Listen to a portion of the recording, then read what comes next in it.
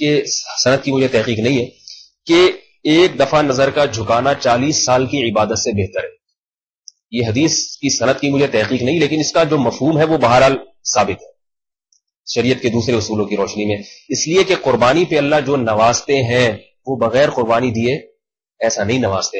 اور آج نظر کی حفاظت کرنے میں جتنی بڑی قربانی ہے، میں سمجھتا ہوں دنیا کی کسی دوسری چیز میں اتنی بڑی قربانی نہیں.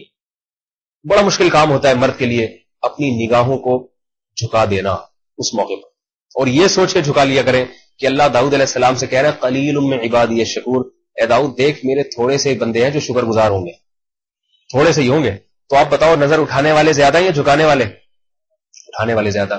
یہ سوچ کے جھکا لیں کہ بھائی دیکھنے والے تو بہت ہیں. صلی اللہ تعالی علیہ وعلی آلہ واصحابہ وبارک وسلم تسلیما کثیرا. اما بعد فاعوذ باللہ من الشیطان الرجیم. بسم اللہ الرحمن الرحیم. اعملوا آل داود شکرا وقلیل من عبادی الشکور. وقال اللہ تبارک وتعالی قل للمؤمنین یغضوا من ابصارهم ويحفظوا فروجهم. وقال الله تعالى وقل للمؤمنات يغضضن من أبصارهن ويحفظن فروجهن ولا يبدين زينتهن إلا ما ظهر منها وليضربن بخمرهن على جيوبهن ولا يبدين زينتهن إلا لبعولتهن أو آبائهن الآية. قرآن مجید کی آیت اعملوا آل داود شکرا، اگر اس کو دوسری طرف رکھ دیں. قرآن مجید کی آیت اعملوا آل داود شکرا. اللہ تعالیٰ فرماتے ہیں کہ داؤد علیہ السلام کو ہم نے زمین میں خلافت دی اور انہیں کہا کہ اے داؤد ایسے اعمال اختیار کریں جو شکر گزار لوگوں کے اعمال ہوتے ہیں، اللہ کا شکر ادا کریں. اللہ تعالیٰ کا شکر ادا کیجیے. اور آگے فرمایا قلیل من عبادی الشکور، میرے بندوں میں شکر گزار لوگ بہت ہی تھوڑے ہوں گے. ایک تو ایمان والے ہی بہت تھوڑے ہیں اس پوری دنیا میں جو اللہ کے وجود پر، اس کی توحید پر ایمان لاتے ہیں. اس کے ساتھ ان ایمان والوں میں بھی جو اللہ کا شکر ادا کرنے والے وہ اور بھی تھوڑے. تو اللہ تعالیٰ نے داؤد علیہ السلام کو حکم دیا، داؤد علیہ السلام کو زمین میں خلافت دی، حکومت دی، اور حکم دیا کہ اے داؤد آپ اللہ کا شکر ادا کیجیے. اور ساتھ ساتھ فرمایا قلیل من عبادی الشکور، میرے بندوں میں شکر گزار لوگ بہت ہی تھوڑے ہیں. یہ اس لیے ذکر کیا کہ جو چیز تھوڑی ہوتی ہے، کم ہوتی ہے، اس کی قدر و قیمت اور ویلیو زیادہ ہوتی ہے. اگر ساری زمین میں سارے انسان اللہ کا شکر ادا کرنے والے ہوتے تو پھر شکر ادا کرنے پر اللہ کی طرف سے وہ انعام و اکرام بھی نہ ہوتا جو ہوتا ہے. تو ہمیں اپنے بارے میں غور کرنا چاہیے کہ اللہ نے ہم پر بھی بہت سارے انعامات کیے، بہت ساری نعمتیں دی. کیا ہم بھی ان تھوڑے لوگوں میں شامل ہیں جو اللہ کا شکر ادا کرتے ہیں، یا ان زیادہ لوگوں میں شامل ہیں جو اللہ کا کے ناشکر ہیں؟ آج انسان صرف اسی کا شکر ادا کرتا ہے اور اسی کی بات مانتا ہے جس کی بات ماننے پر وہ مجبور ہوتا ہے، قانوناً مجبور ہو یا معاشرے کا رسم و رواج ہو اس لیے مجبور ہو. جہاں کوئی مجبوری نہیں ہوتی ہے تو پھر وہاں انسان اپنے محسن کو فراموش کر دیتا ہے. اس کی مثال دیکھیے کہ ہمارے معاشرے میں چونکہ والدین کا ایک شکر کا رواج ہے، والدین کے ساتھ حسن سلوک کا رواج ہے، لہذا کوئی اپنے والدین کو اولڈ سینٹر میں یا ایدی سینٹر میں داخل نہیں کرتا. انگریزوں کے ہاں رواج نہیں ہے بوڑھے والدین کو گھر میں رکھنے کا، وہ داخل کر دیتے ہیں. تو اس سے معلوم ہوتا ہے کہ اگر ہمارے ہاں بھی رواج ہو گیا تو ہم بھی اسی روش پہ چل پڑیں گے جو یورپ میں ہے. اور آپ نے اخبار میں خبر بھی سنی ہوگی کہ باقاعدہ اولڈ سینٹر وہی اسی طرز پہ کھولے جا رہے ہیں پاکستان میں بھی جس طرز پہ یورپ میں ہے. اور دلیل یہ دی جا رہی ہے کہ بہت سے بوڑھے والدین ایسے ہیں جن کو اولاد گھر میں رکھنے کے لیے تیار نہیں ہوتی، وہ جگہ جگہ رولتے ہیں، تو ان کے لیے یہ ادارے کھولے جا رہے ہیں. ہونا تو یہ چاہیے تھا کہ جو اولاد ایسی ہے اس کے لیے قانون بنایا جائے کہ ایسے بوڑھے والدین FIR کٹوائیں اپنی ایسی اولاد کے خلاف جو ان کو خرچہ نہیں دیتی یا ان کی کفالت کا انتظام نہیں کرتی، لیکن گورنمنٹ ان کے لیے ادارے کھول رہی ہے. تو اس سے یہ ہوگا کہ کچھ وقت کے بعد یہ ہمارے ہاں بھی اللہ نہ کرے یہ رواج جڑ پکڑ جائے گا اور ہمارے ہاں بھی بوڑھے والدین کے ساتھ وہی سلوک اللہ نہ کرے کہ ہونا شروع ہو جائے.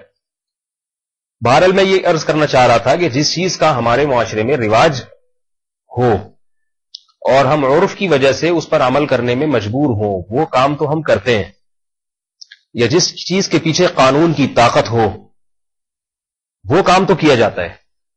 جس چیز کے پیچھے دنیا میں قانون کی کوئی طاقت نہیں ہے اور رواج بھی نہیں ہے تو اس میں شکر ادا کرنا یہ بڑا مشکل کام ہے۔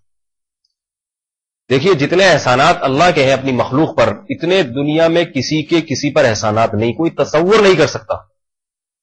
اس مخلوق میں سب سے زیادہ احسانات والدین کے ہوتے ہیں اولاد پر، سب سے زیادہ احسانات اس مخلوق میں۔ والدین کی محبت اولاد کے ساتھ ایسی خالص اور پیاری محبت ہوتی ہے جس میں دنیا کا کوئی شائبہ نہیں ہوتا۔ اس کی میں دلیل دیتا ہوں، میاں بیوی میں محبت بھی ایک حد تک ہوتی ہے، بھائی بہنوں میں بھی ایک حد تک ہوتی ہے، دوستوں میں بھی ایک حد تک ہوتی ہے۔ آپ دیکھیں کوئی بھی معذور ہو جاتا ہے نا ان میں سے تو دوسرا اسے پھر بوجھ سمجھنا شروع کر دیتا ہے، جبکہ والدین وہ واحد اللہ کی مخلوق ہے کہ اولاد اگر بڑھاپے میں بھی معذور ہو جائے تو پھر وہ والدین کی طرف دوڑتی۔ ہم نے بوڑھے بچوں کو دیکھا اپنے سے زیادہ بوڑھے والدین کی طرف جاتے ہوئے، تو کیسی معذور ہو جائے؟ انسان کو اپنی ماں یا باپ یاد آتا ہے معذوری کی حالت میں، کمزوری کی حالت میں، جب معاشرہ اسے مسترد کر دے۔ یہ جو بنے ٹھنے پھرتے ہیں نا، تیز قدموں کے ساتھ چلتے ہیں بازاروں میں، اس لیے کہ ہمارے جسم کے سارے اعضاء سلامت ہیں۔ کوئی معذوری ہو جائے تو آدمی اپنے والدین کی طرف رجوع کرتا ہے اور والدین اس کو مسترد نہیں کرتے۔ آپ دیکھیے اولاد میں اگر کوئی بچہ معذور پیدا ہو تو بھی والدین اسے اتنی ہی محبت کے ساتھ ساری زندگی پالتے ہیں جتنی محبت کے ساتھ وہ صحت مند بچے کو پالتے ہیں۔ معلوم ہوتا ہے کہ والدین کی محبت اولاد کے لیے بالکل نیٹ، کلین اور خالص ہوتی ہے، تو ان سے زیادہ احسانات کا تصور نہیں۔ لیکن اس اللہ کے احسانات کا اندازہ لگائیے جس نے والدین کی نعمت دی، بچے کو ماں کی نعمت سے نوازا، جو کتنے سال تک اس بچے کو اپنی چھاتی سے لگا کے رکھتی ہے اور کیسی خدمت کرتی ہے۔ یہ جو بنائی ہوئی تخلیق ہے نا، ماں کی نعمت یا باپ کی نعمت، یہ بھی اللہ کی بنائی ہوئی تخلیق ہے۔ رسول اللہ صلی اللہ علیہ وسلم نے ارشاد فرمایا کہ اللہ تعالیٰ نے اپنی رحمت کے 100 حصے کیے۔ جب اس عالم کو بنانے کا ارادہ کیا تو اپنی رحمت کے 100 حصے کیے، ان 100 حصوں میں 99 حصے اپنے پاس رکھے اور ایک حصہ مخلوق میں تقسیم کر دیا، اور فرمایا کہ اس ایک حصے کے اثرات ہیں کہ اونٹنی کا بچہ جب دودھ پینے کے لیے آتا ہے تو اونٹنی اپنے پاؤں کو پھیلا دیتی ہے تاکہ وہ آسانی کے ساتھ دودھ پی سکے۔ تو ایک جانور کے دل میں جو اپنی اولاد سے یہ محبت ہے، یہ وہ تقسیم شدہ محبت کا کروڑواں حصہ ہے جو اللہ نے اپنی رحمت کے 100 حصوں میں سے ایک کو تقسیم کیا۔ اتنی یعنی کروڑوں حصے، کھربوں حصے بنائے اس ایک رحمت کے، لیکن اس کھربویں حصے میں اتنی طاقت ہے کہ ماں اپنے بچے پر، جانور کی ماں بھی اپنے بچے پر شفقت کرتی ہے اس ایک رحمت کے 1000ویں کروڑویں حصے کی بنیاد پر۔ تو سوچئے کہ اللہ کی رحمت کیسی ہوگی۔ یہ اللہ ہی کی رحمت ہے جس نے اپنی مخلوق کو بنایا، آسمان سے رزق برساتا ہے۔ قرآن کہہ رہا ہے ان تعدوا نعمت اللہ لا تحصوها، تم کسی کے بھی انعامات اور احسانات اگر گننا شروع کر دو، گن سکتے ہو، لکھ سکتے ہو، ایسے سافٹ ویئر بنائے جا سکتے ہیں کہ اس میں احسانات کی فہرست کو سمویا جا سکے، لیکن اگر تم اپنے خالق اور مالک کے احسانات کو گننا شروع کر دو تو اللہ نے ایک اور مقام پہ فرمایا کہ سارے سمندر سیاہی بن جائیں اور سارے درخت قلم بن جائیں تو سمندروں کی سیاہی خوش ہو جائے گی اور قلم کی جو لکڑیاں ہیں وہ گھس گھس کے ختم ہو جائیں گی، لیکن اللہ تعالیٰ کے احسانات اور انعامات ختم نہیں ہوں گے، لکھ نہیں سکتے ہوں گے۔ تو ہونا تو یہ چاہیے تھا کہ جس خالق نے اتنے انعامات کیے اور ایسے جو یعنی آپ ایک آنکھ کو دیکھ لیں، یہ جو آنکھ ہم دیکھتے ہیں نا جس آنکھ سے، اس میں اتنی ہزاروں رگیں ہیں جو دماغ کی طرف جا رہی ہیں، چھوٹی چھوٹی، جیسے بجلی کی تاریں ہوتی ہیں نا، آپ نے دیکھا ہوگا ایک کمپیوٹر کی جو ہارڈ ڈسک ہے اس میں کیسی چھوٹی چھوٹی تاریں کچھ لگے ہوئے ہوتے ہیں، اس سے بھی زیادہ تاریں اس آنکھ کے اندر ہیں جو دماغ کی طرف جا رہی ہیں۔ کان میں ایسی تاریں، پوری یہ دماغ جو ہے نا یہ کنٹرول کر رہا ہے جسم کے ایک ایک عضو کو، سارے جسم کے سارے اعضاء سے پہلے موٹی موٹی تاریں نکل گئے، پھر ان کی چھوٹی تاریں، پھر ان سے چھوٹی ہوتے ہوتے کروڑوں لاکھوں کی تعداد میں یہ تاروں کے گچھے دماغ پہ جا کے ٹچ ہو رہے ہیں اور دماغ ان تاروں کے ذریعے پورے جسم کو کنٹرول کرتا ہے۔ ایک آنکھ ہی کو دیکھ کے ایک سائنسدان نے کہا تھا کہ یہ ممکن نہیں ہے کہ یہ آنکھ خود سے بنی ہو، یہ ممکن نہیں ہے، ایسا تاروں کا پیچیدہ نظام جو ہے اس کو پلاسٹک کے ٹیپ چڑھا کے اس میں دماغ میں ایسے جوڑ دینا یہ ممکن نہیں ہے۔ تو کس قدر اللہ کا احسان ہے کہ اس نے ہمیں دکھانے کے لیے ایسے ویڈیو کیمرے ہمارے دماغ میں نصب کر دیے ہیں کہ یہ ویڈیو کیمرہ پیدائش سے لے کے موت تک چلتا رہتا ہے اور ویڈیو بناتا رہتا ہے۔ یہ جو ویڈیو کیمرہ ہے نا، یہ بالکل وہی پروسیس، اس میں وہی پروسیس ہوتا ہے جو ہماری آنکھ میں ہوتا ہے۔ سائنسدانوں نے یہ ویڈیو کیمرہ آنکھ ہی کو دیکھ کے بنایا ہے۔ ویڈیو بن رہی ہے, ابھی میں آپ کو دیکھ رہا ہوں تو آپ لوگوں کی ویڈیو بن رہی ہے, اور وہ میرا دماغ اس کو پڑھ رہا ہے, اور ان ہزاروں تاروں میں سے ایک تار میں بھی گڑبڑ ہو جائے تو کوئی اندھا ہو جائے گا, کوئی کلر لیس ہو جائے گا, کوئی کلر بلائنڈ ہو جائے گا, کوئی کسی کو 1 کے 2 نظر آنا شروع ہو جائیں گے, کسی کو 2 کے 4 نظر آنا شروع ہو جائیں گے. ایسی گڑبڑ ہو جائے گی ان تاروں میں سے ذرا بھی دائیں بائیں ہو جائے گی. یہ اللہ کا نظام ہے. کانوں کی سماعت کا ایسا بہترین نظام بنایا اس نے. چکھنے کا جو عمل ہے نا, کروڑوں قسم کے یہاں پر ایسے اللہ تعالیٰ نے سینسیٹیو آلات ہماری زبان پہ لگائے ہوئے ہیں. دیکھیے, کوئی کڑوی چیز آپ ہاتھ پہ رکھیں, ہاتھ نہیں بتا سکتا. کوئی میٹھی چیز رکھیں, کتنے مختلف ذائقے ہاتھ پہ رکھ دیں, نہیں بتائے گا ہاتھ. ناک نہیں بتائے گی, ہاتھ نہیں بتائیں گے, آنکھ نہیں بتائے گی, کان نہیں بتائے گا. زبان کو بتانے کے لیے, ذائقے بتانے کے لیے اللہ نے ایک گوشت کا لوتھڑا منہ میں لگا دیا. اب اس پہ ذرا سی کوئی چیز ٹپکائیں, جیسے شوگر کے خون ٹپکایا جاتا ہے نا اس مشین پہ, فوراً بتا دیتے اس میں شوگر کتنی ہے. تو اللہ نے ایسا زبان کو بنایا کہ ایک قطرہ ٹپکائیں, فوراً زبان دماغ کو آرڈر کر دے گی, فوراً دماغ کو اطلاع کر دے گی کہ یہ کڑوا ہے, میٹھا ہے, کھٹا ہے, ترش ہے, اور کیا ہے, نمکین ہے یا چٹپٹا ہے. درجنوں ذائقے فوراً فرق کر کے بتائی. پھر زبان کے مختلف حصے ہیں, بعض کڑواہٹ محسوس کر سکتے ہیں, مٹھاس کا نہیں پتہ چلتا ان کو, اور یہ ہے کیا, گوشت کا ایک لوتھڑا. اگر مارکیٹ میں اس قسم کا کوئی سافٹ ویئر آتا تو کتنا مہنگا ہوتا, اور اس پہ کتنے تجارتیں ہوتی, اور اس پہ کس قدر اس کو حفاظت کے ساتھ رکھا جاتا. حالانکہ آج تک اتنی ترقی کے باوجود ایسا کوئی سافٹ ویئر سائنسدان دریافت نہیں کر سکے. روبوٹ پورا بنا دیا, مگر وہ بے جان, نہ چکھنے کی صلاحیت, نہ دیکھنے کی صلاحیت. اس کو دیکھ کے قرآن کی وہی آیت آتی ہے, ان تدعوہم الی الہدی لا یسمعوا, اس کو ہدایت کی طرف بلاؤ گے تو یہ بیچارہ سوئے گا نہیں. ام لہم اعین یبصرون بہا, کیا اس روبوٹ کی ایسی آنکھیں ہیں جس سے یہ دیکھ سکے. آنکھیں تو لگا دی انہوں نے, لائٹیں لگا دی اس پہ. ام لہم اعین یبصرون بہا, کیا اس کی ایسی آنکھیں جس سے یہ دیکھ سکے. ام لہم آذان یسمعون بہا, کیا ایسے کان ہیں جس سے یہ سن سکے. روبوٹ نہ سن سکتا ہے, نہ دیکھ سکتا ہے.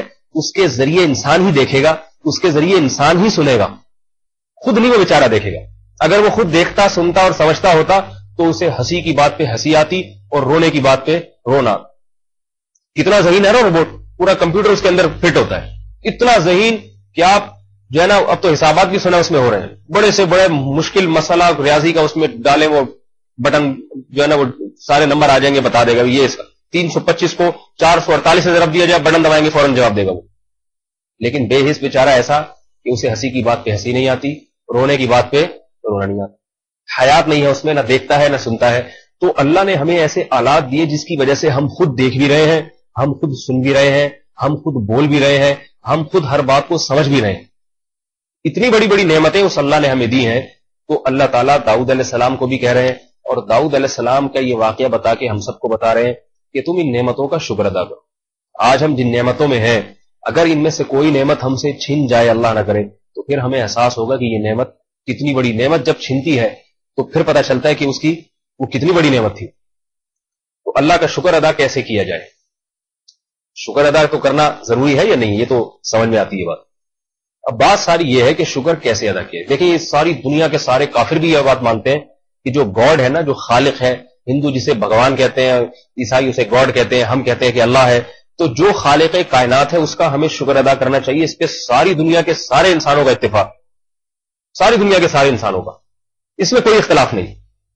ہاں, جو گاڈ کو مانتے ہی نہیں ہے, دہریے, وہ تو خدائی کو نہیں مانتے, تو شکر کس کا ہوگا؟ تو پھر مانتے ہی نہیں نا. جو مانتے ہیں, جو کہتے ہیں کہ اللہ ہے, اس پر تو سب کا اتفاق. اختلاف یہاں ہے کہ وہ شکر کیسے ادا کیا جائے. اختلاف کہاں پر ہے؟ بولے بھائی, ادا کیسے کیا؟ عیسائی کہتا ہے وہ شکر ادا ہوگا چرچ میں جا کے. آپ چرچ میں جائیں, عبادت کریں, اور عیسیٰ ابن مریم کی بھی عبادت کریں, چونکہ وہ بھی اللہ کے بیٹے ہیں. تو جو اللہ کے بیٹے کو خوش کرے گا تو اللہ خود بخود خوش ہوگا. آپ جیسے کسی کے بیٹے کو ہدیہ دے دیں تو باپ خوش ہوتا ہے, نہیں ہوتا؟ ہندو کہتا ہے کہ یہ اللہ جو ہے نا, اس کی روح, بھگوان کی جو روح ہے, یہ بتوں میں آئی ہوئی ہے. یا وہ کہتا ہے کہ یہ نیک لوگ تھے تو ان کی مورتیاں بنا کے ان کے سامنے جھکیں گے, تو یہ چونکہ اللہ کے محبوب بندے مجسم صورت میں ہے, تو جو کسی محبوب کا دل خوش کرتا ہے تو خالق کا دل خوش ہوگا نا اس سے. تو ہم ان کے سامنے سجدے کرتے ہیں اور ان سے منتیں مانتے ہیں, کیونکہ خالق نے خوش ہو کر ان کو بہت ساری چیزوں کے اختیارات بھی دیے ہوئے ہیں. بارش برسانے کے اختیار اس بت کو ہے, اور اولاد دینے کا فلانے بھگوان کو, اور فلانے اس کو, اور فلانے اس کو, جو بندروں میں انہوں نے مورتیاں بنائی ہوئی ہوتی. تو وہ سمجھتے ہیں کہ ہم یہ عمل کریں گے تو جو بھگوان ہے وہ اس سے خوش ہو جائے گا. سمجھ رہے ہیں نا, سکھوں کا اپنا اصول ہے, اور اللہ آپ کا بھلا کرے, یہ یہودیوں کا اپنا ایک ضابطہ ہے کہ وہ کہتے ہیں کہ جب تک یروشلم کی اینٹ سے اینٹ نہیں بجا دی جائے گی بیت المقدس کی, اللہ ہم سے خوش نہیں ہوگا. وہ سمجھتے ہیں کہ جب تک فلسطین کے مسلمانوں کو مار مار کے برکس نہیں نکال دیں گے ہم, تو اللہ ہم سے خوش نہیں ہوگا. تو ہر ایک کا اللہ کو خوش کرنے کا معیار اور طریقہ کار الگ ہے، لیکن اس پر سب کا اتفاق ہے کہ خالق ایسی چیز ہے جسے خوش رکھنا، جس کا شکر ادا کرنا اور جس سے بنا کے رکھنا ہم سب کی ذمہ داری۔ تو ظاہر ہے اسلام نے بھی ایک طریقہ بتایا کہ بھئی کیسے خوش رکھ، اسلام کہہ رہے ہیں یہ سارے طریقے غلط، ان میں کوئی ایسا ذریعہ نہیں ہے جس سے اللہ خوش ہو جائے گا، نہ قتل و غارت سے اللہ خوش ہوتا ہے اور نہ ہی اللہ رب العزت کسی اللہ کے محبوب بندے کے سامنے جھکنے سے خوش ہوتا ہے، کیونکہ اللہ فرماتے ہیں کہ میں جب واحد بادشاہ ہوں اور میں اس کائنات کو بنانے والا، تو میں اپنی بنائی ہوئی مخلوق کے سامنے کسی کو جھکا کے خوش نہیں بلکہ میں اس سے غضبناک ہوں گا، کیونکہ تم اپنی ملکیت میں شرکت برداشت نہیں کرتے، کوئی حکومت میں حکومت برداشت نہیں کرتا، تو میں خالق جس کا حق عبادت ہے کہ میری عبادت کی جائے، میں اس میں شرکت کیسے برداشت کر لوں گا؟ میں اس میں کیسے، میں کسی پتھر کے، اور قرآن نے یہ بھی کہا کہ اگر ان کو اختیارات ہیں، ان پتھروں کے بنائے ہوئے بتوں کو اختیارات ہیں بارش برسانے کا اور اولاد دینے کا، تو اللہ فرماتے ہیں کہ تم جب ان کو پکارتے ہو تو تمہاری پکار کا جواب کیوں نہیں دیتے؟ یہ اب لہم آیون یبصرون بہا، ان کی تم نے پتھر کی آنکھیں لگا دی، کیا ان آنکھوں سے ان کو نظر آ رہا ہے؟ تمہارا ضمیر کیا کہتا ہے؟ یہ دیکھ نہیں سکتے، سن نہیں سکتے۔ ام لہم ارجل یمشون بہا، انہیں مارو تو بھاگ نہیں سکتے۔ یہ کوئی ہندو کسی مندر میں جا کے کسی بت کو توڑ پھوڑ کے بھی پھینک دے، وہ بت ایک ہاتھ اٹھا کے چماٹ نہیں لگا سکتا، اس تھپڑ نہیں لگا سکتا۔ تو یہ اللہ نے قرآن میں دلائل دیے اور بتایا کہ یہ سارے طریقے اللہ کو خوش کرنے کے غلط ہیں۔ عیسائی کہتے ہیں حضرت عیسیٰ اللہ کے بیٹے، اللہ فرماتے ہیں لم یتخذ صاحبۃ ولا ولدا، خالق مخلوق جیسا نہیں ہے، اولادیں مخلوق کی ہوتی ہیں، بیوی بچے مخلوق کے ہوتے ہیں، خالق اولاد کے عیب سے، بیوی کے عیب سے پاک ہے، وہ خالق، وہ کسی کو اپنا بیٹا نہیں بناتا، تو وہ چاہتا ہی نہیں ہے کہ میرے علاوہ بھی کسی کی عبادت ہو زمین میں۔ یہ تمام طریقے اللہ کو خوش کرنے کے غلط ہیں۔ تو اب طریقہ صحیح کیا ہے، شکر کیا ہے؟ تو اللہ تعالیٰ نے قرآن میں جگہ جگہ اس کی تفصیل بیان کی کہ مجھے اگر راضی رکھنا چاہتے ہو، دیکھیں دو لفظوں میں پہلے تو اس کو واضح کیا، پورے دین کا خلاصہ دو لفظوں میں، یحرم علیہم الخبائث، فرمایا کہ خبیث چیزوں کو، ناپاک اور گندگی کو تم پر حرام کیا گیا، اور احل لکم الطیبات، پاکیزہ چیزوں کو تمہارے لیے حلال کیا گیا۔ یہ پورے دین کا خلاصہ بیان کر دیا، گندگی چھوڑ دو، حلال کی طرف آ جاؤ، یہ کام کر لو گے تو میں سمجھوں گا کہ تم نے میرا شکر ادا کر دی۔ شکر کا مفہوم کیا ہے کہ بھئی آپ کو جو آرڈر دیا جا رہا ہے، جیسے والدین اپنے بچے کو پالتے ہیں اور بہت اس کی خدمت کرتے ہیں بچپن میں اس کی، تو جب والدین بڑے ہو جاتے ہیں تو پھر اولاد جب اس میں عقل اور شعور پیدا ہوتا ہے تو ہم کہتے ہیں کہ اس کے والدین اس سے خوش ہیں، کیوں؟ اس لیے کہ والدین اسے جو بات کہتے ہیں یہ وہ کر لیتا ہے، اور والدین خوش کس سے نہیں ہوتے کہ جو ماں باپ کی نافرمانی کرے۔ تو کسی کو خوش کرنا ہے، اس کی فرما برداری کرو خوش ہو جائے گا، نافرمانی کرو ناراض ہو جائے گا۔ سمجھ میں آ رہی ہے نا بات؟ ہاں، والدین کو خوش رکھنے میں تو یہ ہے کہ پتہ نہیں کس قسم کے احکامات دینا شروع کر دیں، ایسے بعض دفعہ والدین احکام دیتے ہیں جو انسان کی دسترس سے باہر ہوتے ہیں۔ آج ایک آدمی کا فون آیا کہ میرے والدین کہہ رہے ہیں بیوی کو چھوڑ دو، اب یہ ایسا حکم ہے کہ اس میں بڑی مشکل ہے۔ میں نے کہا بھائی کیا وجہ کیا ہے، اس میں ریزن کیا ہے؟ کوئی ریزن نہیں ہے، بس ساس بہو کی لڑائی رہتی ہے۔ اب یہاں بندہ آزمائش میں پھنس جاتا ہے، کیا کرے بھائی؟ تو بتانے والا بھی پھنس جاتا ہے، ایک طرف والدین ہے، ایک طرف ایک معصوم لڑکی کو ایسے ہی طلاق دے دیں، اور یہ بھی ڈر لگتا ہے کہ پتہ نہیں واقعی کوئی ستا نہ رہی ہو اس کی والدین کو بہت زیادہ۔ تو حدیث میں آتا ہے کہ والدین کا حق ہے کہ اگر وہ بیوی کی طلاق کا حکم دے تو طلاق دے دی جائے۔ علماء نے اس کی وجہ بیان کی ہے کہ بشرطے کہ وہ عورت ظالم ہو، لیکن اب یہ فیصلہ کرنا کہ یہ لڑکی ظالم ہے بھی یا نہیں ہے، یہ بھی آج کل بڑا مشکل کام ہے نا۔ تو ساسیں تو کوئی تو بھروسہ تو نہیں ہے، کچھ بھی کہہ دیں کسی کو۔ اکثر میں کہتا ہوں گورنمنٹ میں کسی کے کچھ کہنے پر پابندی نہیں ہے، کوئی کچھ بھی کہہ سکتا ہے آج کل، تو یہ بڑا مسئلہ ہے۔ تو والدین بعض دفعہ ناجائز مطالبہ بھی کر لیتے ہیں، ناجائز مطالبہ بھی کر لیتے ہیں، لیکن خالق نے اپنے بارے میں بتا دیا ما جعل علیکم فی الدین من حرج، میں تم سے پہلی بات تو یہ کہ ناجائز مطالبہ نہیں کروں گا، کسی خبیث چیز، ناپاک چیز کی طرف جانے کا تمہیں حکم نہیں دوں گا، جو غلط ہو اس کا حکم نہیں دوں گا۔ اس میں اللہ نے بتا دیا کہ اسلام کے جتنے احکامات ہیں سارے صحیح ہیں، کوئی ایک حکم ایسا نہیں دکھا سکتے جو غلط ہو، جو انسانی فطرت کو اپیل نہ کرتا ہو۔ اور دوسری چیز اللہ نے بتا دی کہ وہ حکم بھی آسان ہوں گے، ما جعل علیکم فی الدین من حرج، قرآن کی صریح آیت ہے، اللہ نے تمہارے لیے تمہارے دین میں من حرج، من کا لفظ بھی تعمیم کے لیے اور حرجن میں تنوین بھی تعمیم کے لیے، کسی بھی قسم کی کوئی ذرا سی بھی تنگی نہیں رکھی تمہارے دین میں۔ ہمیں جو تنگی محسوس ہو رہی ہے وہ ہمارے اپنے کرتوتوں کی وجہ سے ہوتی ہے، اللہ نے نہیں رکھی۔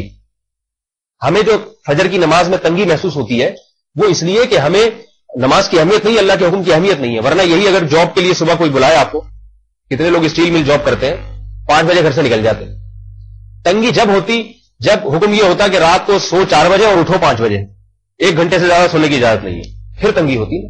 رات اتنی لمبی اللہ نے بنا دی، کہا جلدی سو جاؤ، صبح جلدی اٹھ جاؤ، نیند پوری کر لو۔ نیند پوری کرنے کی اجازت نہ ہوتی، پھر یہ تنگی، اس سے صحت برباد ہونا شروع ہو جاتی، بڑی مشکل میں تھوڑے دنوں میں ڈپریشن کے مریض بننا شروع ہو جاتے۔ جتنے نمازی ہوتے سارے بلڈ پریشر کے بھی مریض ہوتے ساتھ ساتھ، نیند کسی کی بھی پوری نہیں ہوتی۔ اللہ نے نمازوں کی ٹائمنگ ایسے رکھی کوئی سو سکتے ہوتے۔ پھر فجر اور ظہر میں بہت لمبا وقفہ رکھ دیا، کیونکہ یہ کمانے کا وقت ہوتا ہے، کمانے کا وقت ہوتا ہے۔ مغرب عشاء میں اتنا نہیں ہے، فجر ظہر میں زیادہ ہے۔ تو پورے انسانوں کو دیکھ کے ہر لحاظ سے کامل اور جامع دین بنا کر ہمیں دیا گیا، کیونکہ خالق کا بنایا ہوا دین۔ اس میں حکم دے دیا کہ پانی سے وضو کرو، یہ بھی اللہ کہہ سکتے تھے 5 ٹائم غسل کر کے نماز پڑھو، اس میں تنگی ہو جاتی۔ حکم دے دیا کہ غسل تو بس جنابت کے وقت کرو اور ہفتے میں 1 دفعہ غسل کرو، اور وضو جو ہے 5 ٹائم کر لو، اور وہ بھی اگر وضو باقی ہے تو 5 ٹائم کرنے کی بھی ضرورت نہیں۔ 5 ٹائم نمازی لوگ وضو کرتے نہیں کرتے، کتنے آرام سے۔ اگر تنگی ہوتی، حرج ہوتا تو یہ وضو کا عمل ناممکن ہو جاتا ہے ان کے لیے۔ اور وضو کے لیے پانی نہیں ہے، بیمار ہونے کا خطرہ ہے، تو مٹی پہ ہاتھ مار کے تیمم کر لو۔ اسی کو فرمایا ما جعل علیکم فی الدین من حرج، کسی بھی قسم کی کوئی ٹینشن، کوئی تنگی والا معاملہ نہیں ہے تمہارے ساتھ، بہت آسان دین پیش کر دیا ہم نے۔ تو اب دیکھو اللہ تعالیٰ نے 2 باتیں بتائی ہیں پورے دین کا خلاصہ۔ ایک تو یہ کہ میں کسی غلط بات کا تمہیں حکم، بولیے بھائی، نہیں دوں، غلط بات کا حکم نہیں، ساری باتیں صحیح۔ آپ شریعت کے ایک ایک حکم کو میں بھی تفصیل نہیں ہے، وقت نہیں ہے میں بتاتا، کسی بھی حکم کو کہیں سے بھی اٹھا کے دیکھ لیں، اتنا بہترین اتنا بہترین۔ دیکھیں اگر حکم ہوتا کہ والدین کے ساتھ حسن سلوک نہ کرو، یہ غلط حکم ہو جاتا نہیں ہو جاتا؟ اگرچہ اللہ کی طرف سے ہوتا تو ماننا یہ بھی پڑتا ہمیں، اللہ پہلے والدین بعد میں، لیکن ہم کہتے ہیں اللہ جنہوں نے پال پوس کے بڑا کیا تو انہی کے ساتھ، لیکن اللہ نے کہا نہیں، جنہوں نے پال پوس کے بڑا کیا سب سے پہلے انہی کا حق ہے، اس مخلوق میں والدین سے بڑا حق کسی کا بھی نہیں۔ تو یہ فطرت کے موافق حکم ہے۔ قرآن نے حکم دیا وَلَا تَقْتُلُوا أَنفُسَكُمْ، قتل نہ کرو، اپنے آپ کو ہلاکت میں نہ ڈالو، اور فرمایا من قتل نفسا بغیر نفس، کسی نے کسی معصوم جان کو ہلاک کر دیا فکأنما قتل الناس جميعا، ایسے جیسے ساری انسانیت کو ہلاک کر دیا، اس قتل سے روکا اللہ تعالیٰ نے۔ تو فطرت کے مطابق اگر اللہ حکم دیتا معصوم لوگوں کو مارنا شروع کر دو، بعض لوگوں کے مذہب میں یہ چیز داخل ہے، بے گناہ لوگوں کو قتل کرنا، ان کو خوش ہوتے ہیں، اس میں انسانیت کو اذیت پہنچا کے خوش ہوتے ہیں وہ۔ تو ایک ایک حکم کو، طہارت کا حکم دیا، گندگی کا نہیں دیا۔ ہندوؤں کے ہاں پیشاب میں بچے کی، جب بچہ پیدا ہوتا ہے پیشاب کی چھینٹیں ماری جاتی ہیں، ہمارے ہاں کیا کیا جاتا ہے، بچے کو نہلایا جاتا ہے، ہوتا نہیں ہوتا، اس کے سر کے بال بھی صاف کر کے پھینکے جاتے ہیں، گندگی دور ہو جائے۔ تو یہ اب کون سا حکم سمجھ میں آ رہا ہے؟ بھائی نہلانے والا اچھا ہے، گندگی والا اچھا نہیں، فطرت کہتی ہے غلط۔ تو اور بہت سارے احکامات آپ دیکھ لیں۔ تو میرے بھائی اسی طرح، ہاں ایک تو یہ میں نے آپ کو بتایا کہ اللہ نے فرمایا غلط بات کا حکم نہیں ہے، ٹھیک ہے نا، سمجھ رہے بات کو نہیں سمجھ رہے، نیند تو نہیں آ رہی آپ لوگوں کو؟ دوسرا کیا فرمایا بتایا، اب تھوڑا آپ یاد ہے، مشکل کام نہیں، صحیح بات بھی اتنی ڈالیے تمہارے کندھوں پر جس کی تم میں طاقت اور قوت۔ جیسے نماز پڑھنا صحیح بات ہے نا، اللہ کے سامنے سجدہ کرنا، لیکن یہ بھی ہو سکتا تھا کہ سارا دن سجدے میں ہی پڑے رہو، یا 6 گھنٹے سجدے میں گزارو، 6 گھنٹے نمازوں میں، باقی کتنے بچتے ہیں 18 گھنٹے وہ تمہاری نیند اور کاروبار کے لیے، تو بھی مسئلہ خراب ہو جاتا۔ 6 گھنٹے کون، تبلیغ والے کہتے ہیں نا 2.5 گھنٹے کی تعلیم، اس میں محلے کے 4 آدمی مشکل آگے بیٹھتے ہیں 2.5 گھنٹے کی، وہ بھی تعلیم ہے، نماز تو اس سے بھی زیادہ مشکل کام، تو اس میں کون آ کے بیٹھتا ہے اتنی دیر؟ تو اس لیے اللہ تعالیٰ نے فرمایا کہ کوئی تنگی بھی نہیں ہے، آسان دین بنایا۔ تو اب میرے بھائی اسلام نے جو اللہ کے شکر کی ڈیفینیشن کی ہے کہ خالق کا شکر کیسے ادا کر سکتے ہو، وہ یہ کہ اللہ کے ان احکامات پر عمل کرو جو بالکل فطرت کے مطابق ہے، اور وہ ہیں بھی بہت آسان۔ لہذا ہمیں پتہ چل گیا کہ اللہ کا شکر اگر کسی نے ادا کرنا ہے تو جن کاموں سے اللہ نے روکا ہے ان کاموں سے رک جائے۔ آج مسئلہ سب سے بڑا یہ ہے کہ وظیفوں کی طرف یہ پڑھنے کو بتا دیں، یہ پڑھنے کو بتا دیں، ان چیزوں کی طرف بہت زیادہ زور ہے۔ میرے پاس سارا دن جو فون آتے ہیں ان میں اکثر یہ مسئلہ اٹکا ہوا ہے، اس کے لیے کچھ پڑھنے کو بتا دیں، سمجھ رہے ہیں بات؟ اور دینداری کا مطلب بھی یہ سمجھا ہے جو زیادہ وظیفے پڑھتا ہو اس کو لوگ سمجھتے ہیں نیک پرہیزگار آدمی۔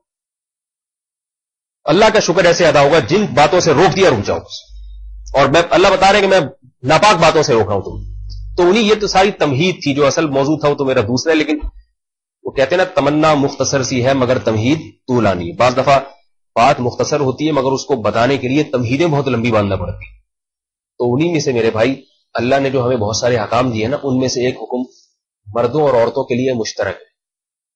وہ کیا ہے؟ اپنی نگاہوں کی حفاظت کرو.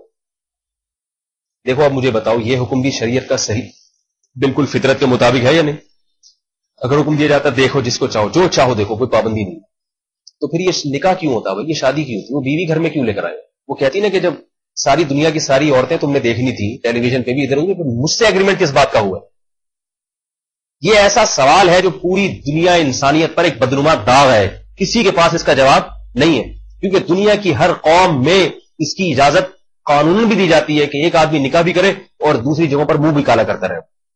آج عملی طور پر دنیا کے ہر قوم میں ایسا ہے، لیکن قرآن نے ہمیں واضح لفظوں سے منع کیا. قل للمؤمنین، اے نبی آپ ان لوگوں سے جو مجھ پر ایمان رکھتے ہیں. دیکھو کیسی بہترین تعبیر، کیونکہ اللہ کو پتا تھا اگلے حکم کو پر وہی عمل کرے گا جس کا مجھ پر ایمان ہے، کیونکہ کوئی ایسی طاقت نہیں ہے جو اس کو اس حکم پر زبردستی چلا دے. کوئی گورنمنٹ قانون بھی نہیں بنائے گی اس بارے میں. یہ نہیں کہا کہ جو پاکستانی ہیں ان کو آپ حکم دے دیں یا غضوا من ابصارہم کہ اپنی نگاہوں کو جھکائیں. وہ یہ نہیں کہا. یہ نہیں کہا کہ روس والوں کو حکم دے دیں، یہ نہیں کہا امریکہ والوں کو حکم دے دیں، کیونکہ اللہ کو پتا ہے کسی ملک میں ایسا کوئی قانون نہیں ہے کہ کوئی اپنی زوجہ کے علاوہ کسی اور کی طرف نظر اٹھائے تو اس پہ کوئی اریسٹ ہو جائے یا کوئی سزا ملے. آج کل تو لوگ بھی اس کو برا نہیں کہتے. اس لیے اللہ نے حکم دے دیا قل للمؤمنین، جو لوگ مجھ پر ایمان رکھتے ہیں، مانتے ہیں کہ میں خالق ہوں.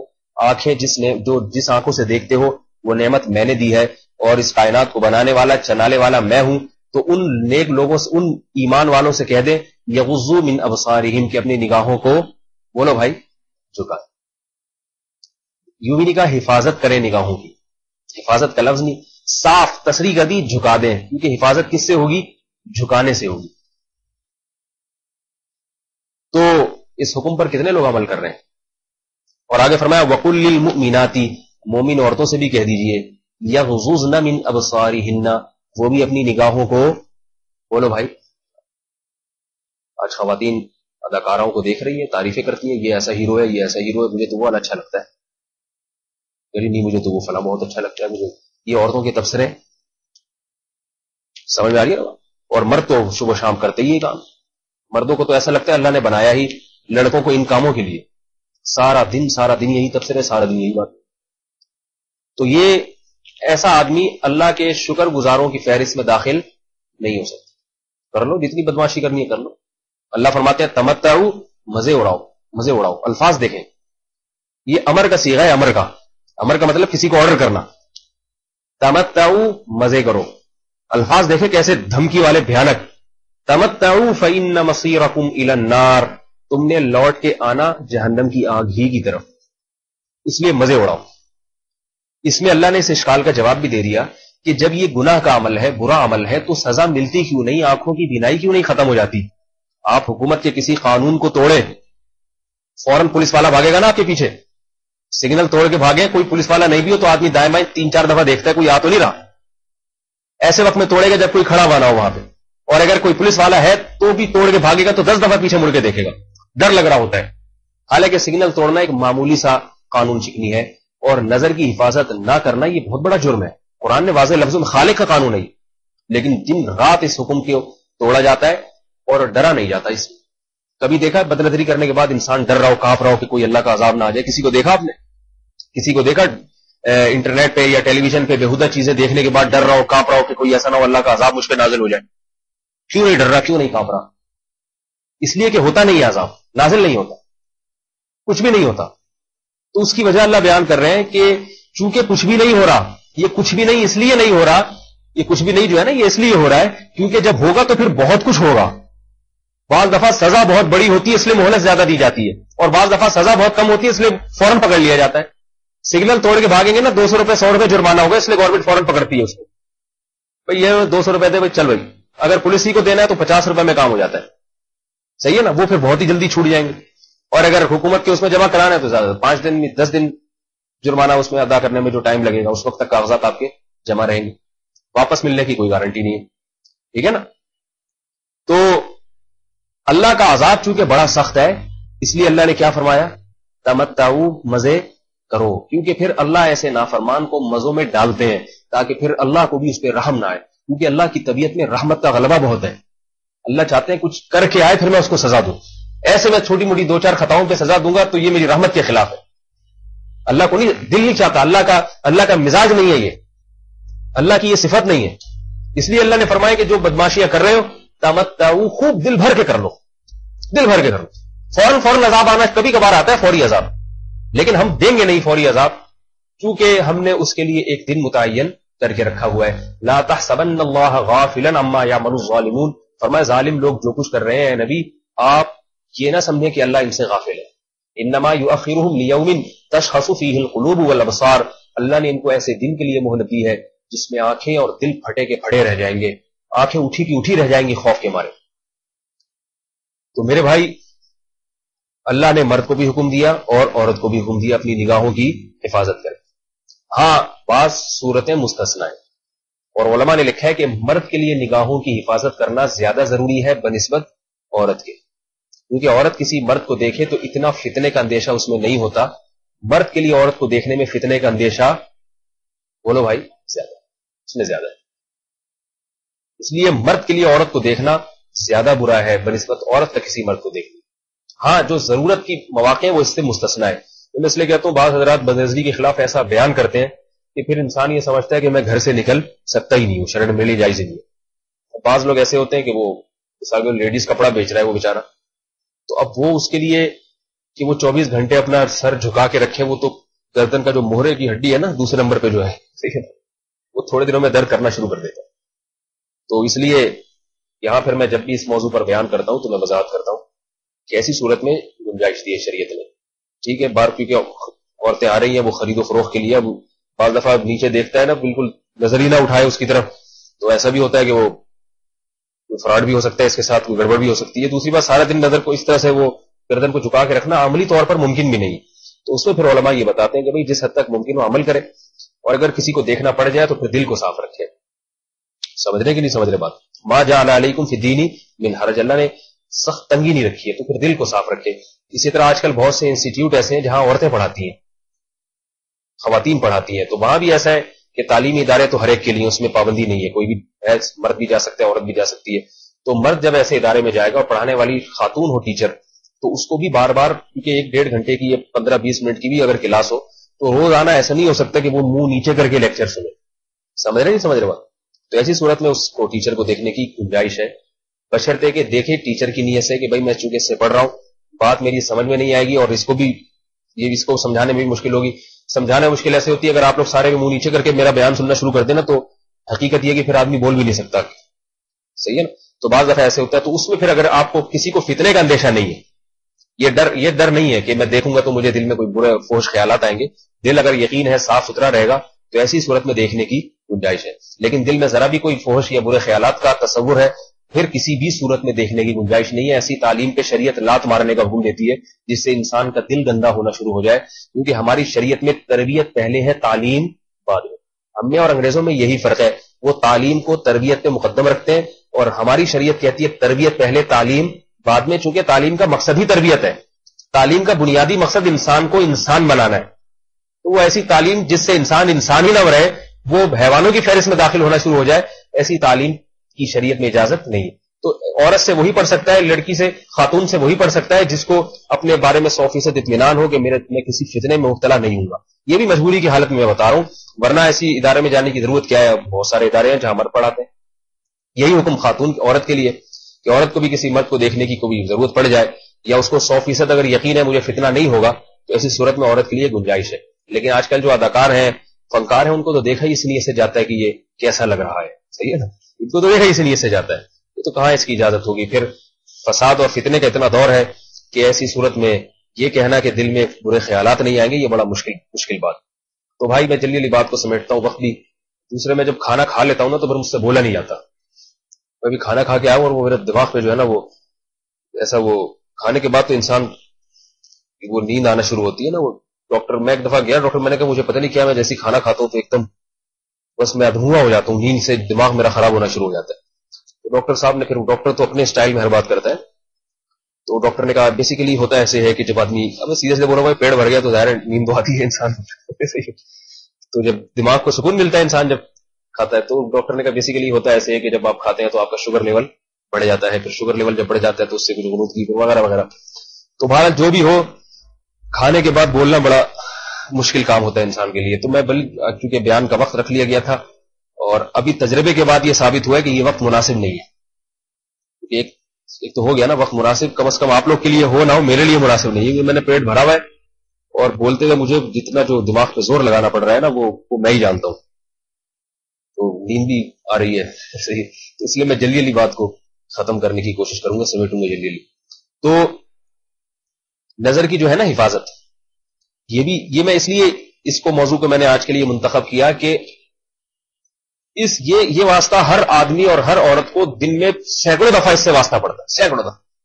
نماز بھی اس سے واسطہ بھی 5 دفعہ پڑے گا نا نماز کے ٹائمنگ سے، لیکن یہ ایک ایسی چیز ہے جس سے 5000 دفعہ واسطہ پڑتا ہے، 5 تو کیا.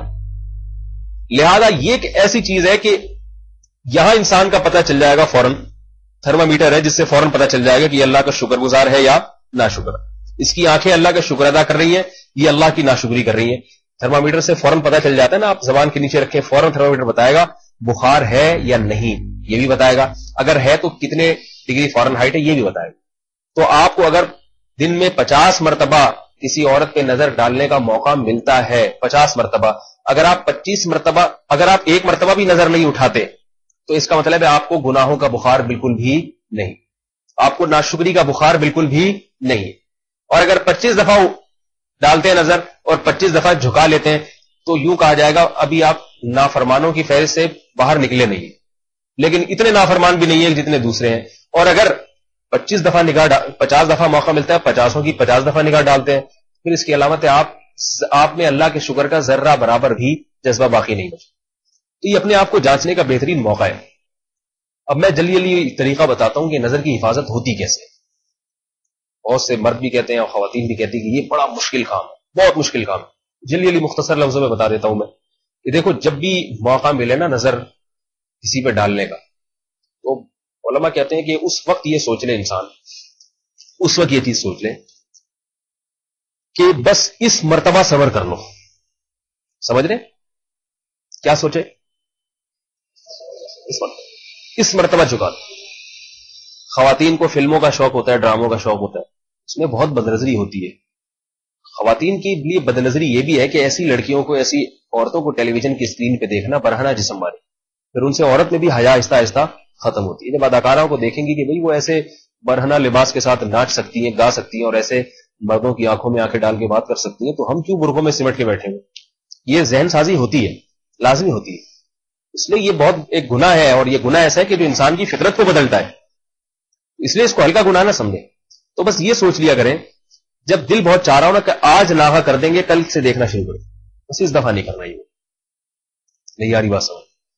جب دیکھنے کا دل چاہے تو کیا کر لیں، بس اس دفعہ چھوڑ، کل سے اگلی دفعہ میں. شیطان کہتا ہے اس دفعہ کر لو، کل سے توبہ کر لوں گا، یا پرسوں سے، یا بھی تھوڑا سا جی بھر کے گناہ کر لینا تو پھر تسلی کے ساتھ توبہ کروں گا. آپ کیا کرنا ہے، اس دفعہ رہنے دو، اس کے بعد سے کر لوں گا. سمجھ میں آ رہی ہے بات؟ اس دفعہ نہیں کرو بس. اور جب اگلی دفعہ موقع آئے پھر یہ سوچ لیں بھائی ایک دفعہ اور ہمت کر کے اس دفعہ چھوڑ دو، اگلی دفعہ شیطان کو بتائیں میں تیری خواہش پوری کر دوں گا، اس دفعہ رہنے. اور اس دفعہ یہ سوچ کے چھوڑ دیں. ایک روایت میں آتا ہے کہ سند کی مجھے تحقیق نہیں ہے کہ ایک دفعہ نظر کا جھکانا 40 سال کی عبادت سے بہتر ہے.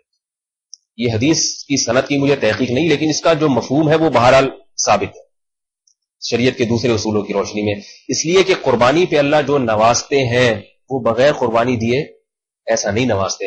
اور آج نظر کی حفاظت کرنے میں جتنی بڑی قربانی ہے، میں سمجھتا ہوں دنیا کی کسی دوسری چیز میں اتنی بڑی قربانی نہیں. بڑا مشکل کام ہوتا ہے مرد کے لیے اپنی نگاہوں کو جھکا دینا اس موقع پر، اور یہ سوچ کے جھکا لیا کریں کہ اللہ داؤد علیہ السلام سے کہہ رہا ہے قلیل من عبادی الشکور، اے داؤد دیکھ میرے تھوڑے سے بندے ہیں جو شکر گزار ہوں گے، تھوڑے سے ہی ہوں گے. تو آپ بتاؤ نظر اٹھانے والے زیادہ یا جھکانے والے؟ اٹھانے والے زیادہ. یہ سوچ کے جھکا لیں کہ بھائی دیکھنے والے تو بہت ہیں، دیکھنے والے بہت. اس پورے محلے میں اگر دیکھا جائے کتنی آبادی ہوگی؟ فرض کر لیں 1 لاکھ کی آبادی، کم سے کم اتنی تو ہوگی. اس نارتھ کراچی کا ایریا جو ہے 1 لاکھ تو ہوگی نا، میرا خیال زیادہ ہی ہوگی. فرض کر لیں 1 لاکھ کی آبادی میں اگر ہم وہ لوگ شمار کرنا شروع کر دیں جو نظر، وہ مرد یا وہ عورتیں شمار کرنا شروع کر دیں جو نظر جھکانے والی ہیں، تو میرا خیال ہے وہ 1,00,000 میں بمشکل 100 ہوں گے. کیا خیال ہے؟ 100 ہوں گے بمشکل، یہی ریشو چل رہا ہے. تو ان 100 کی اللہ کی نگاہوں میں کتنی قدر ہوگی؟ اللہ کہے گا کھلا تو ان 1,00,000 کے 1,00,000 کو رہا ہوں گا، سب کو کھلا رہا ہوں. بارش برستی ہے سب پہ برستی ہے، گندم پیدا ہو کے سب کے پیٹ میں اترتی ہے، سب نے میری نعمتوں سے، آنکھوں میں بینائی ہر ایک کے ہے، مگر فلاں ہے جو میرے حکم پر عمل کر کے اس آنکھ کو صحیح استعمال کرتا ہے اور باقی سارے کیا ہیں؟ غلط استعمال کر رہے ہیں. تو اللہ کی نگاہوں میں ہماری قدر و قیمت بہت زیادہ بڑھ جائے گی، لیکن ابھی ملے گا کچھ نہیں. اگر ایسا ہوتا نا کہ ایک دفعہ نظر جھکاؤ تو جیب میں 100 روپے آ جائے فوراً. کسی خاتون کو بتایا جائے اگر آپ نے آج جو ہے نا ڈرامہ نہیں دیکھا یا فلم نہیں دیکھی، آج ٹیلی ویژن پہ کوئی ڈرامہ آئے گا یا فلم آئے گی وہ آپ نے آج نہیں دیکھی، صبح جب آپ اٹھیں گی تو 1,000 روپے آپ کے پرس میں پڑے ہوئے ہوں گے، تو کیا خیال ہے فوراً چھوڑ دے گی نہیں چھوڑ دے گی؟ کیا خیال ہے؟ بھاڑ میں جائے اسٹار پلس اور فلانا پلس اور جو ہے نا وہ، مجھے لوگ بتاتے ہیں اسٹار پلس کا بہت تذکرہ کرتے ہیں کہ بہت ہی بیہودہ ہے، آپ اس پہ خصوصی بیان کریں ٹھیک ہے، اس لیے مجھے یہ چینل کا نام یاد رہ گیا. تو اگر پتا چل جائے کہ جی صبح بٹوے میں کیا ملے گا؟ 1,000، تو چھوڑنا آسان ہو جائے گا نہیں ہو جائے گا؟ چھوڑو بھائی ایسی کی تیسی، 1,000 روپے میں کھائیں گے پیئیں گے خریداری کریں گے شاپنگ کریں گے، روز کسی طرح سے ملنا شروع ہو جائے. اور مرد کو بتا دیا جائے تو مرد کے لیے تو 1,000 روپے کی بھی آفر کی ضرورت نہیں، 50 روپے سے بتا دو اس کو. آدمی تو پیسوں کے لیے صبح سے شام بیچارہ جو ہے نا وہ گدھا بنا پھرتا ہے کہ پیسہ مل جائے کسی طریقے سے.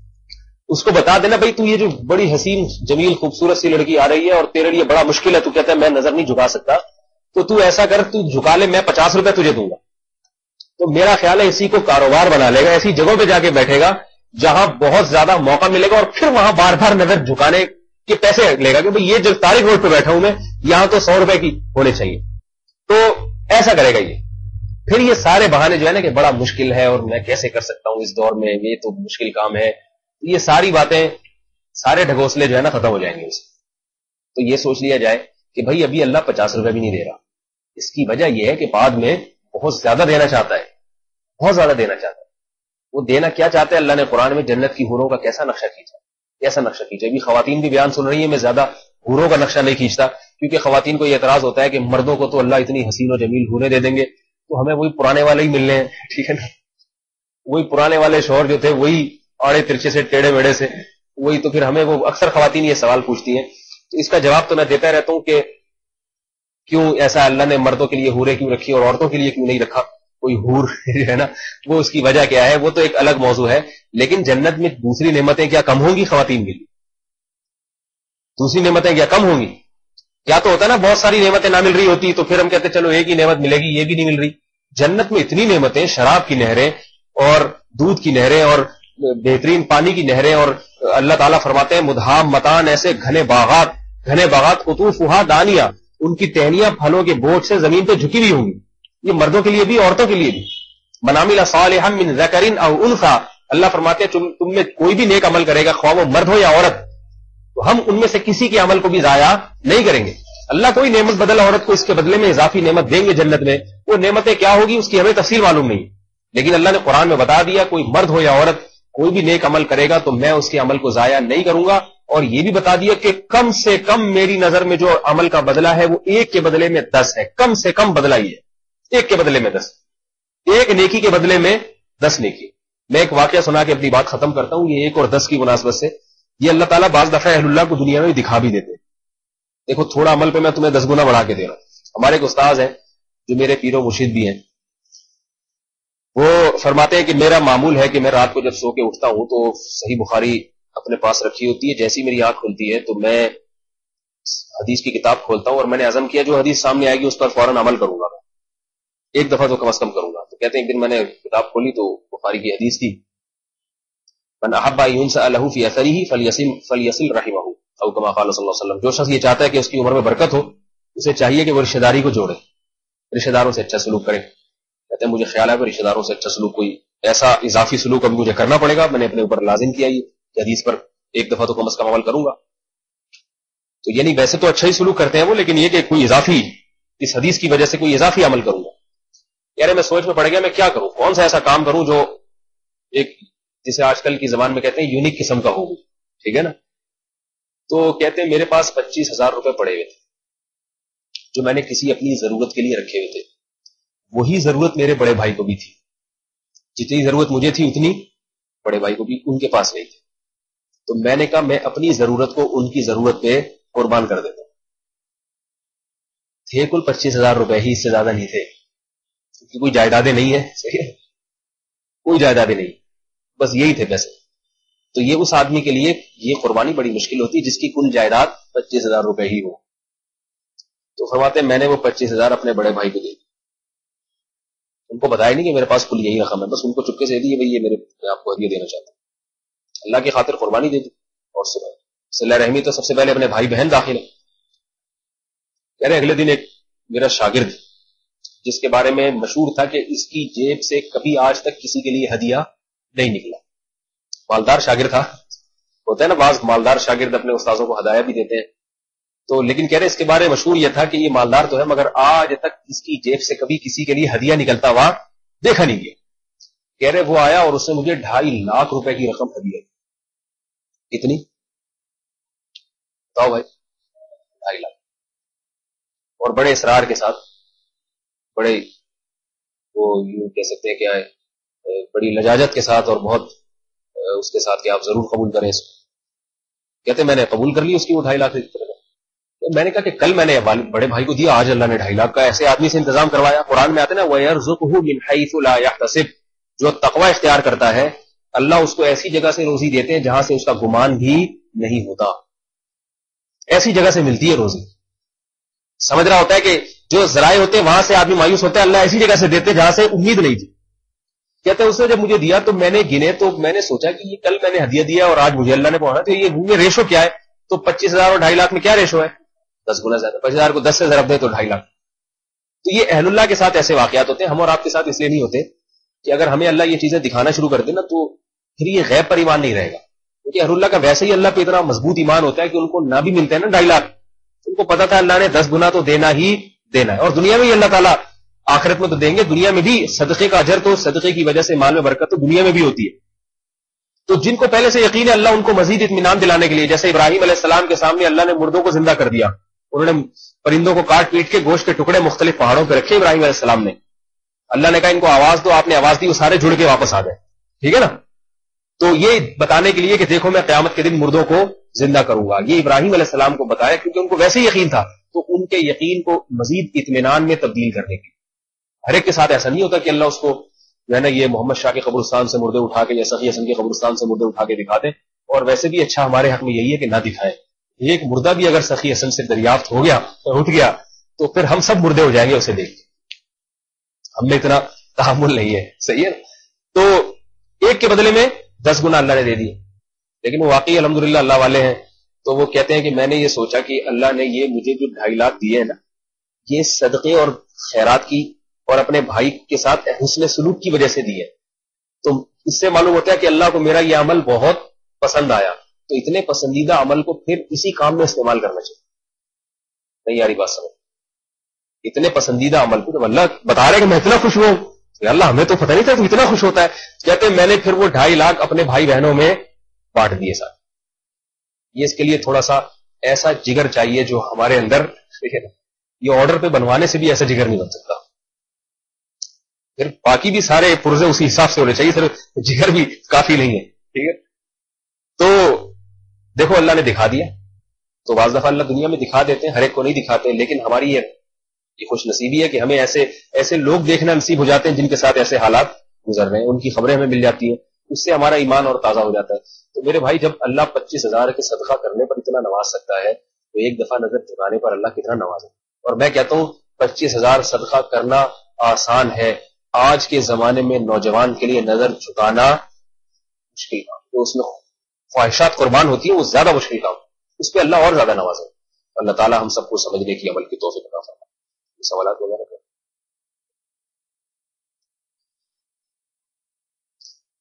میوزک حرام ہے کس وجہ سے؟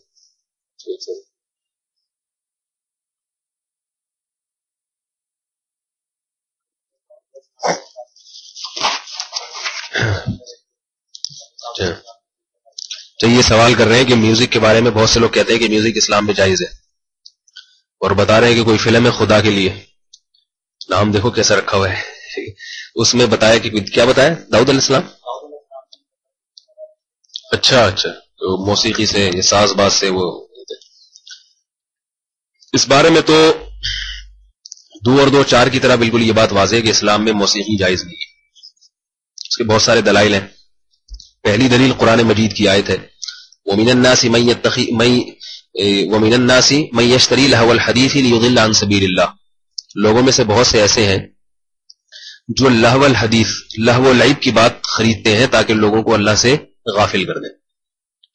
اور اس کے بارے میں بڑے بڑے صحابہ سے صحیح سند سے ثابت ہے کہ اس سے مراد گانا بجانا ہے، کیونکہ رسول اللہ صلی اللہ علیہ وسلم قرآن پڑھتے تھے تو بعض مشرکین نے گانے بجانے کا انتظام کیا، تو اس سے کیا ہوا کہ لوگ تاکہ قرآن نہ سنیں، آپ ایک طرف کسی قاری کو بٹھا دیں اور وہ قرآن پڑھنا شروع کر دے، دوسری طرف کوئی گانا لگا دیں تو گانے کی طرف لوگوں کی توجہ زیادہ جاتی. تو اللہ نے فرمایا کہ یہ ایسے لوگوں کے لیے دردناک عذاب ہے، دردناک عذاب. موسیقی انسان کو قرآن سے غافل کرتی ہے. یقین نہ آئے تو تجربہ کر کے دیکھ لینا، ایک دفعہ قاری کو بٹھا دیں، تلاوت سنو، اور کسی کو یہ گانا لگا دیں کسی کا، تو آپ دیکھیں گانے میں تو آپ بس میں گانا لگتا ہے کہ ایسے سر دھننا شروع کر دیتے ہیں، اس لیے کہ گانوں کی سریں ہوتی ہیں اور اس میں ایسا اتار چڑھا ہوتا ہے کہ اس میں انسان کو لذت، جو ظاہری لذت ہے وہ بہت حاصل ہوتی ہے. تو اس گانے بجانے سے انسان غافل ہوتا ہے، اللہ کی یاد سے بھی، قرآن حدیث سے بھی غافل ہوتا ہے، اور اچھے کاموں سے بھی غافل ہوتا ہے. اگر کوئی گلوکار اچھے کام بھی کر رہا ہے تو اس کا یہ مطلب نہیں ہے کہ یہ پھر اس کو تو گانوں نے غافل نہیں کیا. ایک چیز جو بنیادی، جس چیز کی بنیاد اس کے لیے ہے، تو اگر وقتی طور پر اس کا کوئی فائدہ بھی ہو رہا ہو نا وقتی طور پر، تو اس وقتی فائدے کو دیکھ کر کبھی عمومی قاعدہ اور قانون نہیں بنایا جاتا. یہ اصول ہے شریعت کا. اصل موسیقی میں جو ایک صفت رکھی گئی ہے وہ یہ ہے کہ غفلت پیدا کرنا انسان کو، اچھے کاموں سے دور کر دینا انسان. دوسری بات یہ کہ یہ دلیل اگر کسی کے سمجھ میں نہیں آتی، اول تو آنی چاہیے، قرآن کی آیت ہے، اس کی تفسیر میں صحابہ کے اقوال ہیں. دوسری بات یہ کہ حدیث میں آتا ہے، ترمذی کی حدیث ہے، رسول اللہ صلی اللہ علیہ وسلم نے ارشاد فرمایا، صحیح حدیث ہے، کہ قرب قیامت میں گانے بجانے کے آلات بہت زیادہ ہو جائیں گے. اور آپ نے قیامت کی نشانیوں میں سے یہ نشانی بتائی کہ میری امت میں بھی بہت سے لوگ ایسے ہیں جن کی شکلیں بندر اور خنزیر کی بنا دی جائیں گی، سور کی شکلیں، اور زمین میں دھسنے کا عمل بھی ہوگا، زلزلے بھی آئیں گے اور طوفان بھی آئیں گے. آپ نے فرمایا کہ یہ نشانیاں اس وقت ظاہر ہوں گی جب گانے بجانے کے آلات بھی زیادہ ہو جائیں گے اور گانے بجانے والیاں بھی زیادہ ہو جائیں گی. یہ صحیح حدیث ہے ترمذی کی.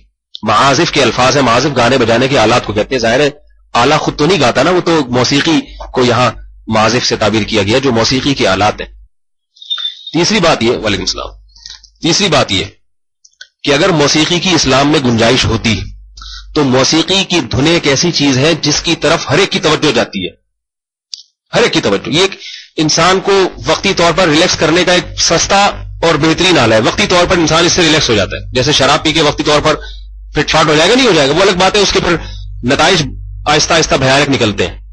تو موسیقی سن کے بھی وقتی لذت بہت حاصل ہوتی ہے، اور وقتی لذت کی جتنی بھی چیزیں ہیں ان کو ہر دور کے انسان نے اختیار کیا ہے، ہر دور کے انسان نے.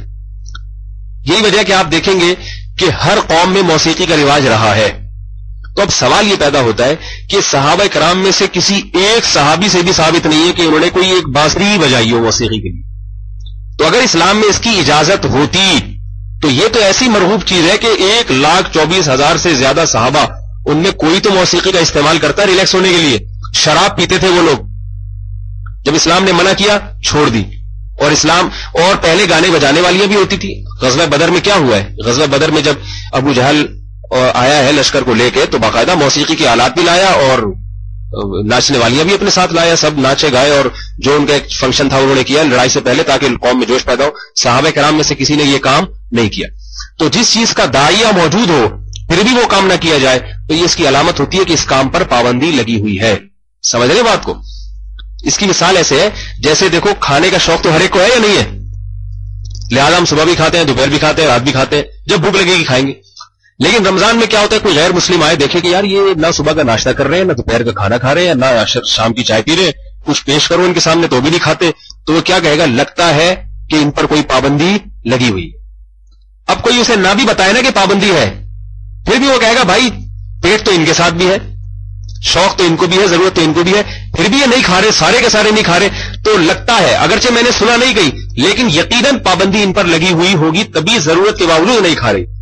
تو اگر ہمارے پاس بالفرض کوئی بھی قرآن کی آیت نہیں ہے، کوئی بھی حدیث نہیں ہے موسیقی کے حرام ہونے پر، تو سوال پیدا ہوتا ہے کہ اسلامی تاریخ میں صحابہ کرام کا اتنا طویل دور، نبی علیہ السلام کی 23 سالہ زندگی، صحابہ کرام کا اتنا طویل دور، کوئی ایک صحابی، حالانکہ دل موسیقی کی طرف ہر ایک کا مائل ہوتا ہے جو بھی بشر ہوگا، تو اس کے باوجود بھی کسی ایک صحابی نے ایک بانسری تک کا استعمال کیوں نہیں کیا؟ اس کی علامت ہے کہ ان پر پابندی لگی ہوئی تھی اور وہ انہی آیات اور ان حدیث کو پابندی سمجھتے تھے. تو ہم کون ہوتے ہیں اس کو جائز قرار دینے والے؟ اور حقیقت یہی ہے کہ داؤد علیہ الصلوۃ والسلام کی چونکہ آواز بہت خوبصورت تھی، اس لیے ان کی آواز کو موسیقی کی دھنوں سے بعض لوگ تعبیر کر دیتے ہیں. جیسے موسیقی کی دھنیں ہوتی ہیں نا، جھوم جاتا ہے آدمی، تو بعض لوگوں کی آواز بڑی شاندار ہوتی ہے. تو داؤد علیہ السلام کو تو معجزہ ہی آواز کا دیا گیا تھا. اتنی خوبصورت آواز تھی کہ وہ پرندے ان کی آواز سن کے ٹھہر جایا کرتے تھے، اور جب تلاوت کرتے تھے تو پرندے ٹھہر جایا کرتے تھے، انسان اور جنات کھڑے ہو کر سنتے تھے. تو اس لیے ان کو جو ہے نا وہ اس سے تعبیر کیا جاتا ہے. اس کا یہ مطلب نہیں معاذ اللہ کہ وہ کوئی بانسری لے کے بیٹھتے تھے یا کوئی موسیقی بجاتے تھے. یہ پیغمبر کی بہت بڑی توہین ہے، پیغمبر پر بہت بڑا بہتان ہے. اللہ تعالیٰ اس کی سے حفاظت فرمائے. اور بھی اس میں کہنے کو بہت کچھ ہے لیکن عقل مند کے لیے اتنا ہی کافی ہے میرا خیال ہے. تو چھوڑ دیں، اللہ تعالیٰ کے جنت میں انشاءاللہ موسیقی بھی سنوائیں گے، سارے سرور بھی وہاں پر جو ہے نا ہوں گے انشاءاللہ. اتنے کے لیے چھوڑ دیں. باقی یہ کہ موسیقی اچھی لگتی ہے وہ فطرت ہے، انسان فطرت ہے. فطرت کا مطلب یہ کہ جو بھی سر والی آواز ہوگی اس کی طرف انسان کی طبیعت مائل ہوتی ہے. تو اللہ تعالیٰ نے اس کو اس لیے منع کر دیا کہ یہ اتنی اٹریکشن ہے اس میں کہ اللہ کو پتا تھا کہ جب یہ لوگ بات یہ آپ یہ کہیں گے کہ میں نے پہلے تو کہا تھا جو جتنی چیزیں انسان کی فطرت میں ہے وہ تو اللہ نے ان کا حکم دیا ہے نا، ان سے روکا نہیں ہے. دین تو دین فطرت ہے. تو بس ہوتا یہ ہے کہ بعض دفعہ کسی بڑے ضرر سے بچانے کے لیے چھوٹے نقصان کو برداشت کیا جاتا ہے. تو بعض دفعہ ایسا ہوتا ہے. بہت سی چیزیں دیکھو، رمضان میں دوپہر کو کھانا کھانے کا دل چاہتا ہے نہیں چاہتا، اور انسان کی فطرت ہے کھانا کھانا، لیکن رمضان میں پابندی لگا دی کہ بھئی کچھ دن ذرا بھوکا بھی رہو تاکہ بھوکے رہنے کی بھی عادت پڑ جائے. ایسا نہ ہو کہ ہر وقت روٹی کی فکر میں ہی لگے رہو. تو بعض فائدے حاصل کرنے کے لیے، بڑے فائدے حاصل کرنے کے لیے چھوٹے نقصان کو برداشت کیا جاتا ہے. تو موسیقی اگرچہ انسان کی طبیعت اس کی طرف مائل ہوتی ہے، اور بشرطے کی موسیقی بھی ایسی ہو جو اگر وہ ڈسکو قسم کی ہے اس کی طرف تو کسی شریف آدمی کی طبیعت بھی مائل نہیں ہوتی. یہ جو میں ان موسیقی کی دھنوں کی بات کر رہا ہوں جو صوفیہ کرام کی موسیقیاں ہوتی ہے، کیونکہ اسی کی بحث ہوتی ہے نا، حلال ہے اس کو تو کوئی بھی حلال نہیں کہتا. تو یہ جو ہے نا اگرچہ طبیعت اس کی طرف مائل ہوتی ہے انسان کی، کہیں قوالی لگی ہو تو میں کبھی بسوں میں جا رہا ہوتا ہے نا، کوئی قوالی لگا دیتا تو میں دیکھتا ہوں کہ میرے ساتھ جو دائیں بائیں نمازی بیٹھے وہ بھی اپنی سرگوڑا یہ لانا شروع کر، تو لگتا ہے ان کو بھی مزہ آ رہا ہے. ٹھیک ہے نا، ایسے ٹون ہو جاتا ہے یہ کر کے، تو بڑا لگتا ہے مزہ آ رہا ہے. ایک دفعہ میں ایسے ہی آ رہا تھا تو وہ اس نے کوئی قوالی لگا دی تو میرے ساتھ بیٹھا ہوا آدمی بہت زیادہ جھوم رہا ہے، تو میں بھی اس کو بار بار پکڑتا، بھائی ادھر آرام سے بیٹھو، میں بھی بیٹھا ہوں یہاں پہ، مجھے لگ رہے ہو آپ بار بار آ کے. پھر وہ دھن نماز کا وقت آیا تو ڈرائیور روک نہیں رہا تھا، میں نے لڑنے لگا ڈرائیور سے، روک بھائی روک. تو اب میں نے اس سے کہا کہ بھائی تو اتنے نبی کے نام کو محبت سے سن رہا تھا تو ذرا تو بھی میرے ساتھ دے، تجھے تو اللہ کی وہ نبی پر کوئی شان میں کوئی قوالی تھی، وہ نعت تھی. تو میں نے کہا ذرا اٹھے، ہم ڈرائیور کو بولتے ہیں، کہہ رہے نہیں یار بیٹھے رہو آرام سے. تو میں نے کہا یہ مزہ تو آپ کو بہت آ رہا تھا، یوں یوں یوں کرتے آ رہے ہیں، وہ پتہ نہیں کعبہ جھکا ہوا ہے نبی کے حضور پر، کچھ اس طرح کی وہ عجیب سی شرکیت قسم کی نعت تھی وہ. تو میں نے جب کہا تو وہ اٹھ نہیں رہا تو مجھے پھر غصہ آ گیا. تو کہنے لگا نماز تو جہاں چاہو پڑھ لو، بس میں بیٹھے بیٹھے پڑھ لو، کچھ نہیں ہوتا. تو یہ دھنوں والے جو ہے نا جو سن کے اس طرح کے، وہ عملی لحاظ سے بیچارے زیرو ہوتے ہیں. تو شریعت میں بڑے، کیونکہ اس سے پھر انسان عملی زندگی سے غافل ہوتا ہے، عملی زندگی سے غافل ہوتا ہے انسان. نماز میں قوالیاں سننے والے آپ نے سارے بے نمازی دیکھے ہوں گے، اور اکثر نعتوں میں پڑھنے والے بھی میں نے بیچارے اسی قسم کے دیکھے ہیں. ٹھیک ہے نا، ابھی 12 ربیع الاول آنے والے، آپ دیکھیں شروع ہو جائیں گے ڈھول ڈھمکے چاروں طرف. تو عملی لحاظ سے دیکھو تو بیچارے زیرو. تو یہی حساب ہوتا ہے. اللہ تعالیٰ سمجھنے کی، اکثر نعت خوان داڑھی منڈے ہوتے ہیں، اکثر نعت خوان بغیر داڑھی والے ہوتے ہیں. اللہ تعالیٰ سمجھنے کی عمل کی توفیق عطا فرمائے.